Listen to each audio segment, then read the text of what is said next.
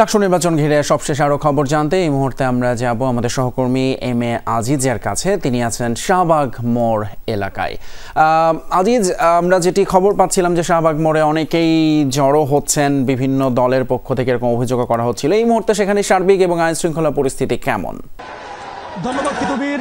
আপনি যেমনটি বলছিলেন, শাহবাগে আসলে উৎসুক জনতার কোনো অভাব নেই। এখানে হাজারো জনগণ এইখানে শাহবাগের এই থানার পাশেই অবস্থান নিয়েছে। তারা এখানে মুহুর্মুহুর স্লোগান দিচ্ছে তাদের সমর্থিত প্রার্থীর পক্ষে।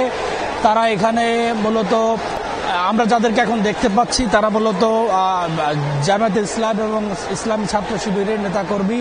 তার পেছনেই আছে বিএনপি এবং তাদের অঙ্গ সংগঠনের নেতাকর্মীরা। এই অবস্থান ঘিরে আমরা এখানে মাঝে মধ্যেই উত্তেজনা দেখতে পাচ্ছি। সেটি নিয়ন্ত্রণে এখানে আমরা আইন শৃঙ্খলা বাহিনীর বেশ শক্ত অবস্থান আমরা দেখতে পাচ্ছি। আইন শৃঙ্খলা বাহিনীর এখানে পুলিশের পাশাপাশি বিজিবি, র্যাব, এর পাশাপাশি সোয়াব টিমও আমরা দেখতে পেয়েছি। এখানে আইন শৃঙ্খলা বাহিনী বলছেন যে কোনোভাবেই বিশৃঙ্খল পরিবেশ ইউনিভার্সিটি এরিয়ার মধ্যে করার কোনো সুযোগ নেই। সেজন্যই মূলত এই শাহবাগ থানার সামনেই শক্ত ব্যারিকেড দেওয়া হয়েছে।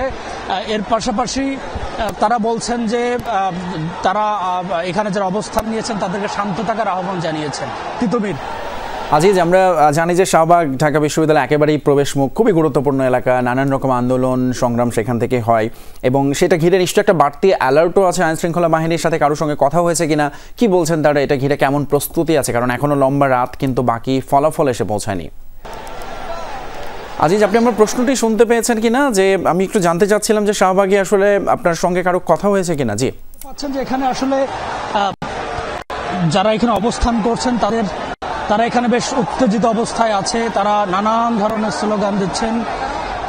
সেখানে তারা তাদের প্রার্থী সমর্থনের জন্য এখানে দাঁড়িয়েছেন। আইন শৃঙ্খলা বাহিনীর সদস্যরাও পরিস্থিতি সামাল দিতে বেশ শক্ত অবস্থান নিয়েছেন শাহবাগ থানার এই পাশ এবং জাদুঘরের এ পাশে। এছাড়া ঢাকা বিশ্ববিদ্যালয়ের প্রবেশের যে গেট, সেখানেও আমরা পুলিশের শক্ত অবস্থান দেখতে পাচ্ছি। আইন শৃঙ্খলা বাহিনীর সদস্যরা বেশ প্রস্তুত অবস্থায় আমরা তাদের দেখতে পেয়েছি। তারা আমাদেরকে জানিয়েছেন যে কোনোভাবেই ক্যাম্পাসে প্রবেশের কোনো সুযোগ নেই।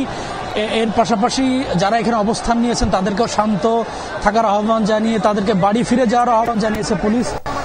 এই ছিল মোটামুটি তিতুমির আমার কাছে এখানকার সবশেষ পরিস্থিতি।